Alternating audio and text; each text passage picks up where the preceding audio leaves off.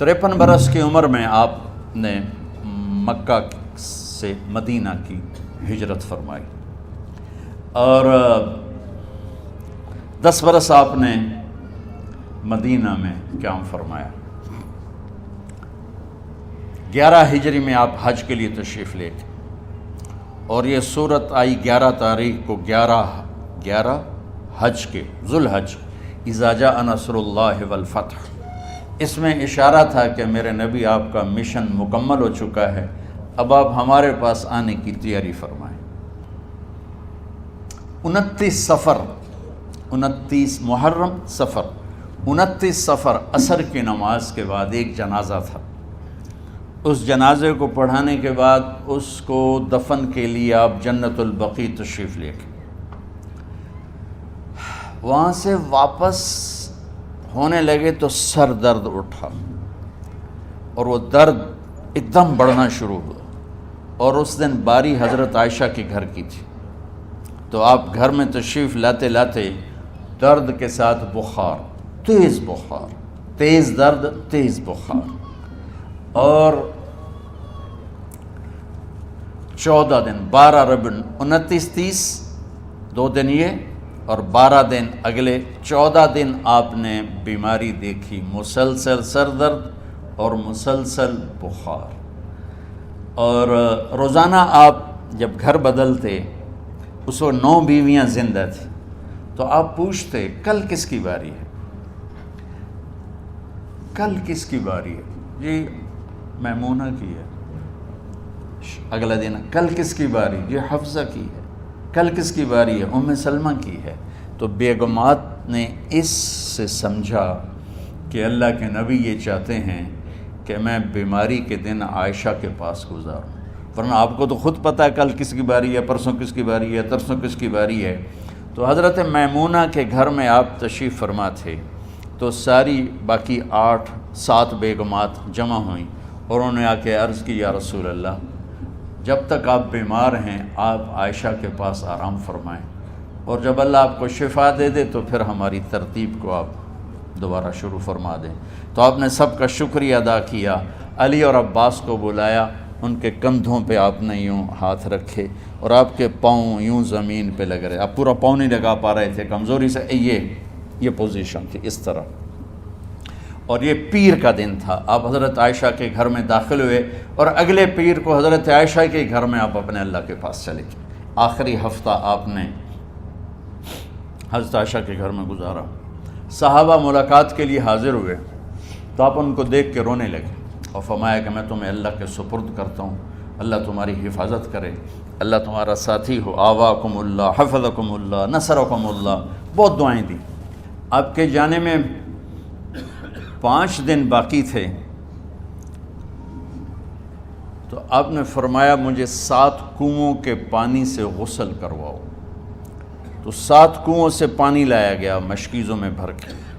تو حضرت عائشہ کے گھر میں کوئی ایسا ٹب نہیں تھا جس میں بیٹھ کے وہ آپ نہا سکتے، تو حضرت حفصہ کے گھر سے ٹب منگوایا گیا، آپ اس میں بیٹھے، تہمت باندھا ہوا تھا، کرتا اتارا اور آپ پر 7 کنوؤں کا پانی ڈالا گیا، تھوڑا تھوڑا تھوڑا تھوڑا تھوڑا تھوڑا، تو اس سے بخار کی شدت کم ہوئی، اور آپ سر درد کی وجہ سے آپ نے ایسے پٹی باندھی سرخ رنگ کی، اور اس کے بعد حضرت علی اور فضل بن عباس کے کندھوں کا آسرا لے کر آپ مسجد میں تشریف لائے اور آپ ممبر پر بیٹھے اور آپ نے فرمایا، لوگوں میرے جانے کا وقت آ چکا ہے، میں نے کسی پر زیادتی کی ہو، کسی کو تھپڑ مارا ہو، کسی کو چھڑی ماری ہو، کسی کا حق دبایا ہو، تو میں اپنی جان کے ساتھ، مال کے ساتھ حاضر ہوں، مجھ سے یہیں بدلہ لے لو، آخرت میں میرے خلاف کوئی دعویٰ نہ کرنا، میں آخرت کے حساب کو برداشت نہیں کر سکتا۔ جن کے طفیل لوگوں کا حساب معاف ہوگا، جن کی طفیل، جن کی شفاعت پر لوگ بے حساب جنت میں جائیں گے، وہ روتے ہوئے فرما رہے ہیں کہ میں آخرت کے حساب کو نہیں دے سکتا۔ تو سارے صحابہ رونے لگے، لیکن آپ اپنی بات کو دہراتے رہے، کوئی بھی نہیں اٹھا۔ تو آپ نے ظہر کی نماز پڑھائی، ظہر کے بعد پھر ممبر پر آئے اور فرمایا کہ لوگو یہیں مجھ سے حساب کتاب کر لو، آگے نہ کرنا، بتاؤ میں نے کسی کا کوئی حق دینا۔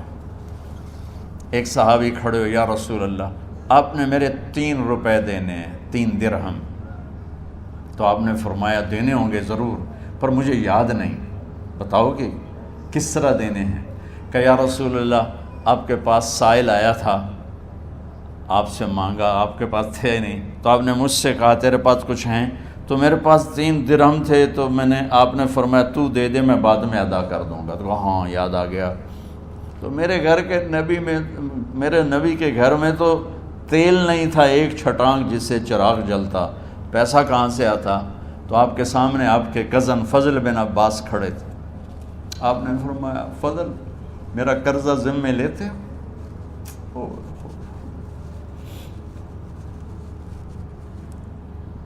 جن کے لیے کائنات سجائی گئی، جنت کی چابیاں جن کو پکڑائی گئیں، جاتے ہوئے 3 روپے دینے کی ہمت نہیں تھی۔ کہا فضل میرا قرضہ ذمے لیتے ہو؟ کہا جی یا رسول میں اپنے ذمے لیتا ہوں۔ کہا اس سے لے لینا۔ آپ گھر تشریف لے گئے، نماز کے لیے آتے تھے، پڑھاتے تھے۔ جمعرات کو عشاء کی نماز پڑھانے کے لیے اٹھ نہیں سکے، گر گئے، پھر اٹھنے لگے، اٹھ نہیں سکے، گر گئے، پھر اٹھنے لگے، اٹھ نہیں سکے۔ تو آپ نے فرمایا ابو بکر سے کہو نماز پڑھائے، عشاء کی نماز۔ ابو بکر ذرا پیچھے کھڑے تھے، عمر آگے کھڑے تھے۔ تو لوگوں نے کہا نماز ہی پڑھاونی ہے، کوئی پڑھا دے وے۔ تو انہوں نے حضرت عمر کو آگے کیا، انہوں نے کہا اللہ اکبر۔ جب حضرت عمر کی تکبیر سنی تو آپ نے اندر سے زور سے فرمایا عمر کو پیچھے کرو، ابو بکر کو آگے کرو، میرے رب کا فرمان ہے میرے مصلی پر ابو بکر کے سوا اور کوئی کھڑا نہیں ہو سکتا۔ جمعرات کی عشاء، جمعہ ہفتہ اتوار کی 15 نمازیں، اور پیر کی فجر کی 16 اور جمعرات والی 17 نمازیں ابو بکر نے پڑھائیں میرے نبی کی موجودگی میں۔ ہفتے کے دن ظہر یا عصر میں آپ علی و فضل بن عباس کے کندھوں پر ہاتھ رکھ کے مسجد میں داخل ہوئے اور ابو بکر نماز پڑھا رہے تھے۔ ادھر محسوس ہوا کہ اللہ کے نبی آ رہے ہیں، تو ابو بکر نے یوں پیچھے ہٹنا شروع کیا ایسے تاکہ مصلی سے ہٹ جائیں۔ تو آپ نے ایسے ہاتھ کا اشارہ فرمایا کہ کھڑے رہو، ہٹو نہیں، کھڑے رہو۔ تو وہ پھر آگے مصلی پر آ گئے۔ تو آپ تشریف لائے اور الٹے ہاتھ ابو بکر کے ساتھ بیٹھ کر آپ نے ظہر یا عصر کی 4 رکعت نماز ابو بکر کی امامت میں ادا فرمائی۔ یہ آپ کی آخری نماز تھی مسجد کے اندر امت کے ساتھ، اور تشریف لے کے جمعہ کا دن تھا۔ جبریل آئے، یا رسول اللہ مجھے اللہ نے بھیجا ہے کہ جاؤ میرے محبوب کا حال پوچھ کے آؤ۔ اللہ اکبر۔ تو اب درد اور بخار دونوں چیزیں تھیں، سر کا درد بھی ہیوی ویٹ تھا اور بخار بھی، تپش۔ تو آپ نے کہا جبریل تکلیف ہے، تکلیف میں۔ ہفتے کا دن پھر جبریل آئے، یا رسول اللہ مجھے اللہ نے بھیجا ہے کہ جاؤ میرے محبوب کا حال پوچھ کے آؤ۔ پھر آپ نے فرمایا تکلیف میں۔ اتوار کو پھر جبریل آئے، یا رسول اللہ نے بھیجا ہے کہ جاؤ میرے محبوب کا حال پوچھ کے آؤ۔ 12 ربیع الاول آ گئی، 632 عیسوی اور 11 ہجری۔ آپ کی طبیعت میں بشاشت آئی۔ تو صحابہ نماز پڑھ رہے تھے، آپ نے دروازہ کھول کے سب کو یوں دیکھا۔ تو حضرت انس فرماتے ہیں ہم سب نماز میں تھے، لیکن جب دروازہ کھلنے کی آواز آئی اور اللہ کے نبی کا چہرہ، تو ہم سب نماز میں یوں ہو گئے، نماز کے اندر ہی سارے اللہ کے نبی کو دیکھنا شروع کر دی، بھول ہی گئے کہ نماز پڑھ رہے ہیں، ایسے گم ہو گئے آپ میں۔ تو آپ نے جلدی سے دروازہ بند فرما دیا۔ یہ آپ کی آخری زیارت تھی اپنی امت کے لیے۔ اس کے بعد آپ اپنے اللہ کی طرف کا سفر شروع کیا۔ تو اشراق کے بعد آپ نے اپنی بیگمات کو بلایا، ان کو بتایا نہیں کہ میں آج جا رہا ہوں، سب سے ملے، سب کو الوداع کیا اور انہیں بھیجا۔ اس کے بعد آپ نے حضرت فاطمہ کو بلایا، جنت کی عورتوں کی سردار، سب سے زیادہ محبوب بیٹی، سب سے زیادہ جگر کا ٹکڑا، دل کا ٹکڑا کا، جس نے فاطمہ کو دکھ دیا مجھے دکھ دیا، جس نے اسے سکھ دیا مجھے سکھ دیا۔ ہاں، ان کو قریب کا، بیٹی قریب ہو، تو ان کے کان میں کہا میں جا رہا۔ وہ رونے لگی، تو ہم نے کہا رو نہیں، چند دنوں کے بعد تیری میری ملاقات ہو جائے گی سب سے پہلے۔ تو 6 ماہ بعد حضرت فاطمہ کا بھی 24 سال کی عمر میں یا 25 سال کی عمر میں انتقال ہو گیا۔ ان کو رخصت فرمایا، پھر آپ نے داماد مولا علی کو بلایا، ان کا سر اپنی گود میں رکھا اور ان کے سر پہ اور کمر پہ ہاتھ پھیرتے رہے اور ان کو دعائیں دیتے رہے۔ آہستہ آہستہ تھی، آواز اونچی نہیں تھی، پست آواز تھی، اور یوں سر پہ کمر پہ، سر پہ کمر پہ، اور دعائیں دے رہے ہیں۔ ان کو رخصت فرمایا، آخر میں اپنے جگر کے ٹکڑے حسن اور حسین کو بلایا، جو ہی سینے سے لگایا آنسو شروع ہو گئے۔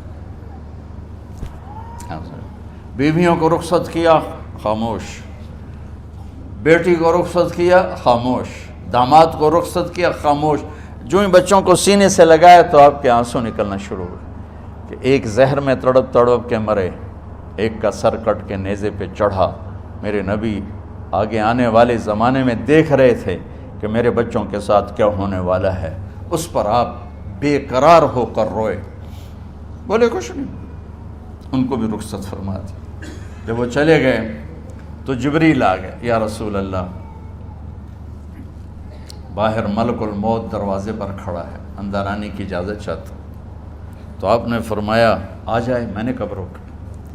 تو ملک الموت اندر آیا، ایک فرشتہ اور بھی تھا، کہا السلام علیکہ یا رسول اللہ، یا رسول اللہ میں آپ کو سلام پیش کرتا ہوں، میں نے کبھی کسی کو سلام نہیں کیا۔ آپ کے رب نے فرمایا جب جاؤ تو اجازت لے کے جانا، بن اجازت اندر نہ جانا، میں کبھی کسی سے اجازت نہیں لیتا۔ اللہ تعالیٰ نے فرمایا آنا چاہیں تو لے آنا، رہنا چاہیں تو چھوڑ کے آ جانا، یہ اختیار اللہ نے کبھی کسی کو نہیں دیا، آپ پہلی اور آخری ہستی۔ تو آپ نے فرمایا اگر میں اجازت دے دوں تو میری جان نکالو گے؟ کہا جی میں تو اللہ کے امر کا پابند۔ تو آپ نے جبریل سے پوچھا کیا کہتے ہو، تم کیا کہتے ہو؟ جبریل نے کہا یا رسول اللہ، اللہ آپ کی ملاقات کے شوق۔ سبحان۔ میرے بھائی بہنوں، اللہ سے یہ دعا کیا کرو یا اللہ ایسی موت دے جب جانے کا وقت ہے تو ہماری ملاقات کے شوق میں ہو۔ ایک صحابی کا انتقال ہوا، آپ نے ان کی قبر پہ جا کے یہ دعا کی، یا اللہ طلحہ جب تیری بارگاہ میں پیش ہو تو اسے دیکھ کے مسکرائے، یہ تجھے دیکھ کے مسکرائے، سارے دکھ درد دور ہو جائیں۔ تو جبریل بولے یا رسول اللہ، اللہ آپ کی ملاقات کے شوق میں۔ آپ نے فرمایا جاؤ اللہ سے پوچھ کے آؤ میرے بعد میری امت کے ساتھ کیا کرے گا، جاؤ پوچھ کے آؤ حسن حسین کے ساتھ کیا کرے گا۔ یہ پوچھنا، ہر کوئی اپنے بچوں کو یاد کرتا، مرنے والے بچوں کو یاد کر، بچے میلاد۔ میرے والد اچانک ہارٹ اٹیک میں فوت ہو گئے تو ہماری بہنیں موجود نہیں تھیں، میری 2 بہنیں، تو میرے والد بار بار کہتے میری دھیاں مینوں ملا دیو، میری دھیاں مینوں ملا دیو۔ اور میرے نبی نے کہا میری امت کا مجھے بتاؤ پہلے کیا کرو گے۔ حسن حسین کا نہیں کہا، جن کو ذبح ہوتے بھی دیکھا، زہر میں تڑپتے بھی دیکھا۔ واہ یا رسول اللہ، آپ نے کیا وفا کی اور ہم نے کیا صلہ دی، سارے خنجر انہی کے سینے میں ہی اتار دیے، ہر تیر کھینچ کے آپ کے جگر کے پار کیا، ہر نافرمانی کا ٹھیکہ لے لیا۔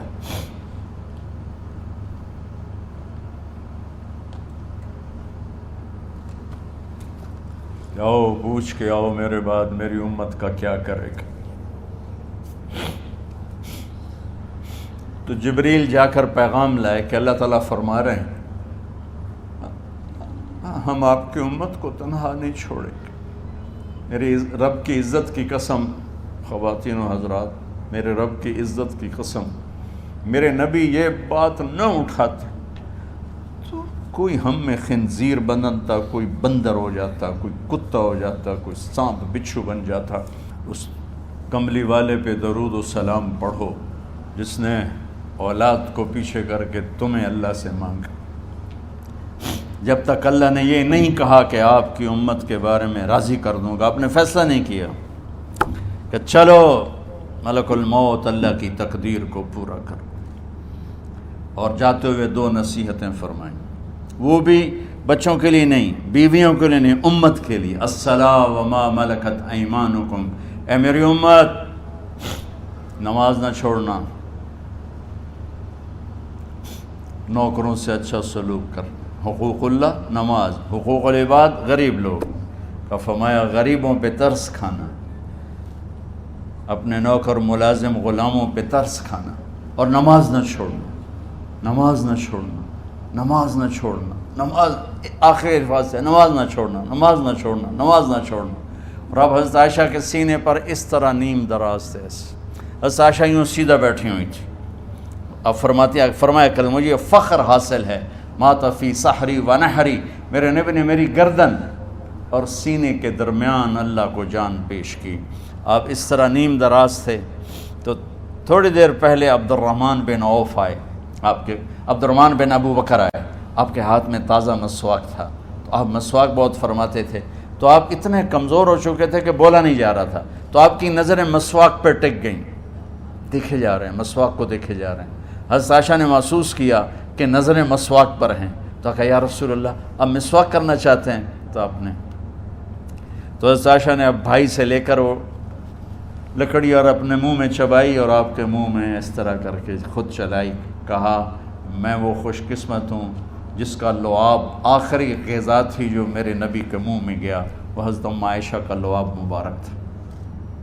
اور پھر اس کے بعد اگلا یہ سارا واقعہ ہوا.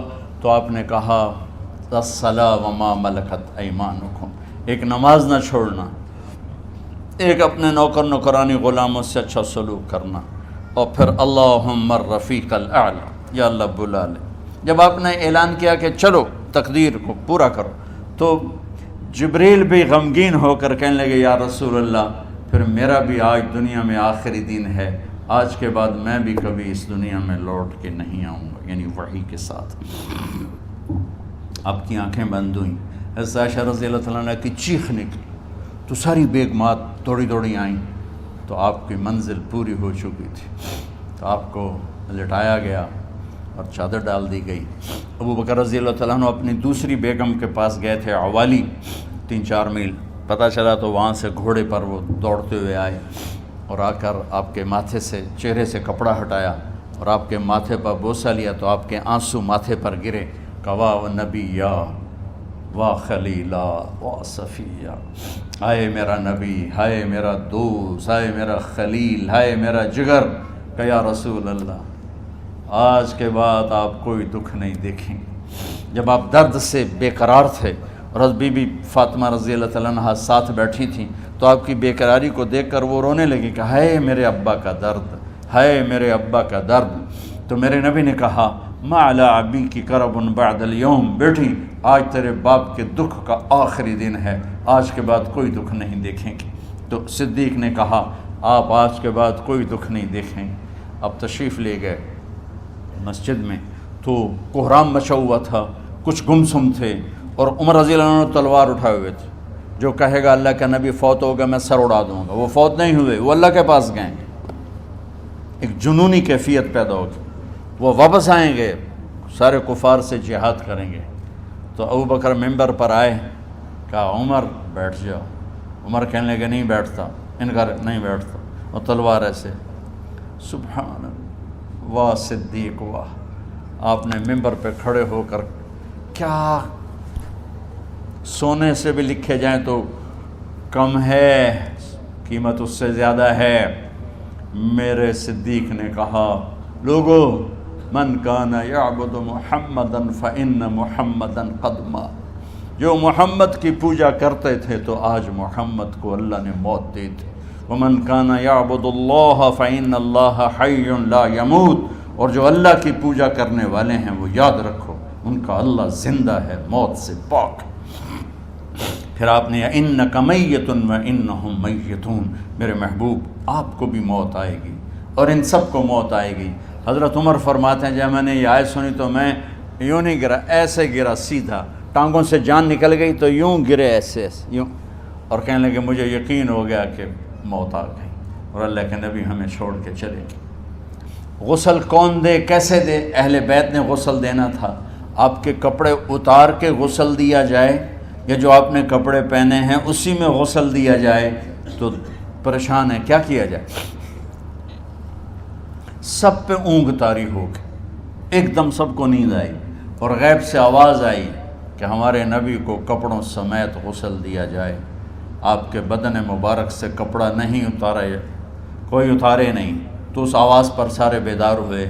تو حضرت عباس، فضل بن عباس، شقران آپ کے غلام، اور اسامہ بن زید اور علی بن ابی طالب آپ کو غسل دینے والے تھے۔ حضرت علی آپ پر پانی ڈال رہے تھے اور فضل بن عباس جسم کو مل رہے تھے، اور حضرت علی ساتھ ساتھ روتے ہوئے یا رسول اللہ آپ نے ہی ہمیں صبر کا حکم دیا، اگر آپ ہمیں صبر کا نہ کہتے تو آج ہم دنیا کو رو کے دکھاتے، اور آج ہم دنیا کو اپنا غم دکھاتے کہ کس طرح غم کیا جاتا ہے۔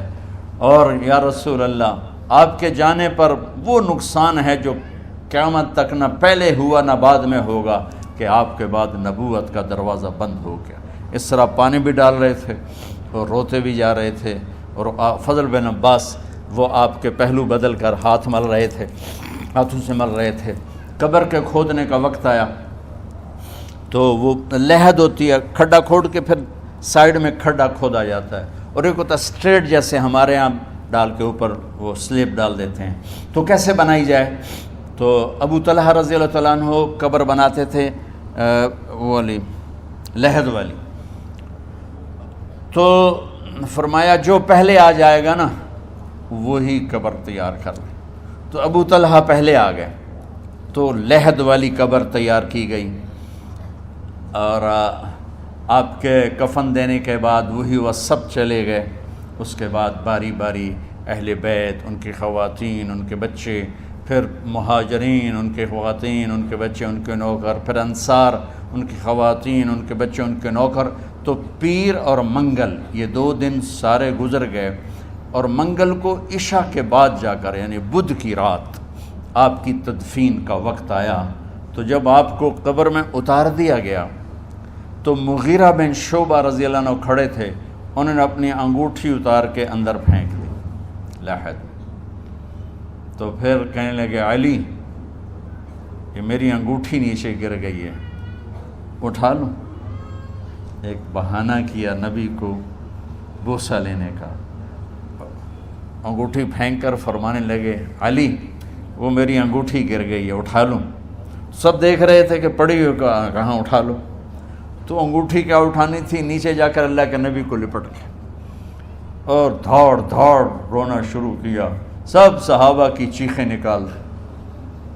انگوٹھی تو ایک بہانہ ہی تھا، آخری شخص جس کا جسم نبی کے جسم سے ٹچ ہوا وہ مغیرہ بن شعبہ ہے۔ تو پھر سب نے شور مچایا کہ باہر نکالو، باہر نکالو، باہر نکلو۔ باہر نکلے تو اینٹیں لگائی گئیں، پھر مٹی ڈالی گئی۔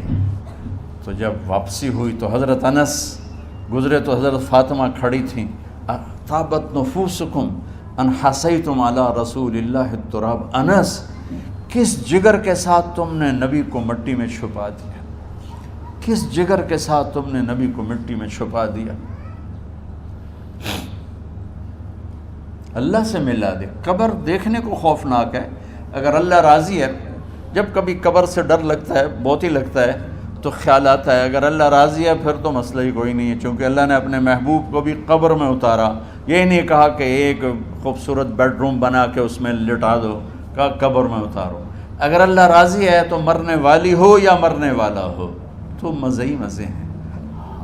یہ سارے دعا کرو کہ جب ہم دنیا سے جا رہے ہوں اللہ ہم پہ خوش ہو، اللہ ہم سے راضی ہو.